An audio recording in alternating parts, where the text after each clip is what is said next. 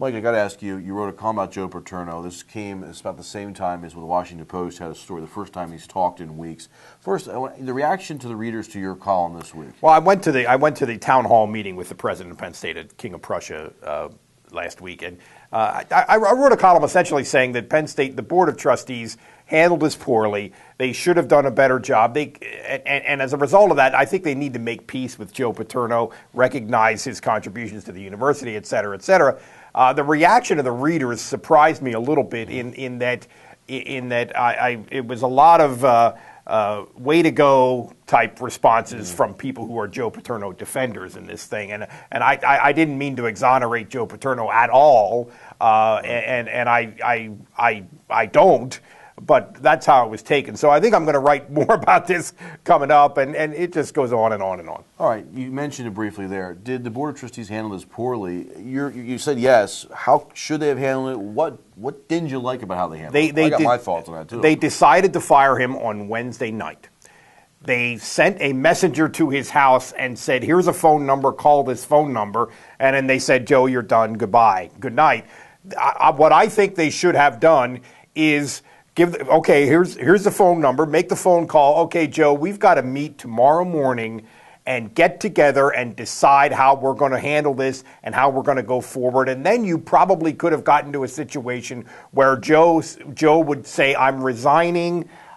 They could have done a joint press conference where Joe would have stood up there with them. I think you would have greatly eased the anger among the alumni and the current students. I think you would have mostly eliminated the violence that happened in State College that night. I think just that. I mean, there's other things, but just that. Finessing it a little bit would have been the smart way to go. I think some of them were fed up because it seemed like Joe is constantly trying to manipulate and being in control. He had already said, I'll retire at the end of the year. So I guess they're like, whoa, we're not going to, you're not part of the discussion here. But it just seemed awfully cold for a guy that's been there 61 years who just last week gave a check for $100,000. Oh, right. Yeah, and that's when the president went to his house to see him.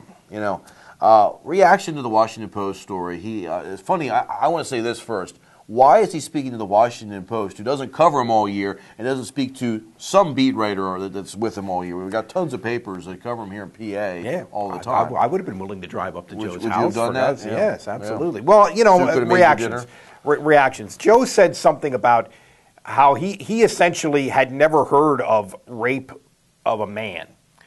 Never saw Deliverance. Not plausible. I mean, Joe is a Roman Catholic. Think about that. Just that aspect of it. And this was in 2002 when he was talking about when there had been plenty of controversy in the news and in the media about this. I don't buy that. And I still go back to 1998. There was an investigation by Penn State University of an incident with Jerry Sandusky. The result of that was Jerry Sandusky had to apologize to the family, saying, I'm not going to shower with boys anymore, I promise. And Joe is saying, by implication, I had no idea that any of that happened. That was completely.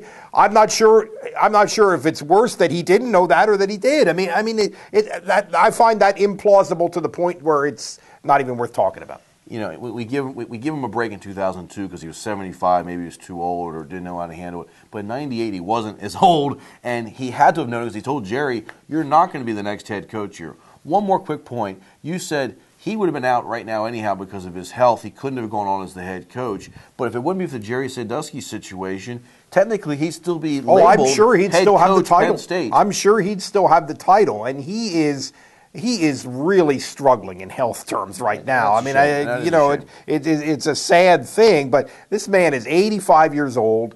He's in a wheelchair, fractured pelvis and lung cancer, and he would still be at least entitled Penn State's head football coach right now if this thing hadn't happened. This is the story of my lifetime. This is the strangest thing I've ever dealt with, and it just goes on and on and on. And look for some more in this Sunday's edition of the Sunday News.